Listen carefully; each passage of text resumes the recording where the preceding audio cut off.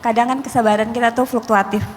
Kadang naik, turun gitu. Kadang ada yang diuji lagi kesal-kesalnya bisa nahan sabar. Tapi kadang-kadang mau juga emosional terpancing. Gimana caranya Ustadz supaya bisa tetap menjaga kesabaran, tetap stabil gitu. Nggak gampang terpancing dalam keadaan yang emosional gitu. Terima kasih Ustadz. Assalamualaikum warahmatullahi wabarakatuh.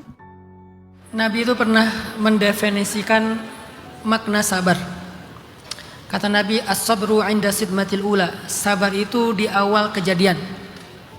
Jadi kalau kita pengen belajar sabar, cobalah perhatikan reaksi kita di awal kejadian. Karena disitulah seringkali orang gagal. Seringkali kita baru mau sabar setelah lewat ya. Awal kejadian marah-marah, tantrum, ngamuk-ngamuk gitu kan. Nanti pas sudah lewat beberapa saat, ya udahlah sabar aja. Itu namanya bukan sabar, sadar. Beda antara sabar sama sadar. Sabar di awal, sadar belakangan. Berarti selama ini kita lebih sering sabar apa sadar? Sadar. Karena kita baru mulai kayak tenang itu di akhir atau setelah beberapa lama. Seharian marah-marah, malamnya ya udahlah sabarin aja.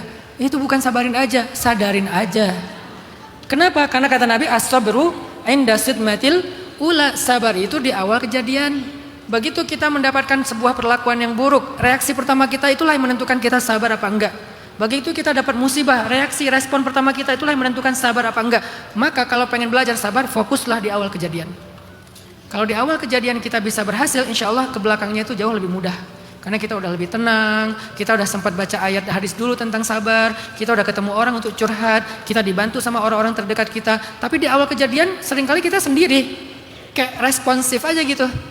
Bereaksi aja gitu. Nah kalau kita bisa kontrol di awal kejadian, insya Allah kita akan lebih stabil sabarnya. Itu teknis sabar. Tapi nanti ada nasihat-nasihat yang lain bahwa sabar itu nggak bisa sendiri. Makanya ayatnya watawasau bis sabar. Saling menasihati dalam kesabaran. Kalau pengen sabar jangan sendiri, karena kalau sendiri kita tuh naik fluktuatifnya tuh ekstrim. Apalagi kalau kita lagi futur, gimana caranya sabar? Berat.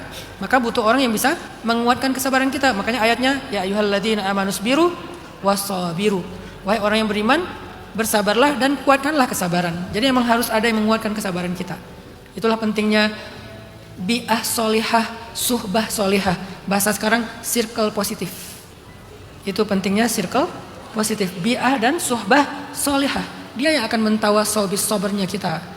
Ketika kita mau pecah nih, sabar gitu. Atau dengan bahasa-bahasa yang jauh lebih mudah bagi kita.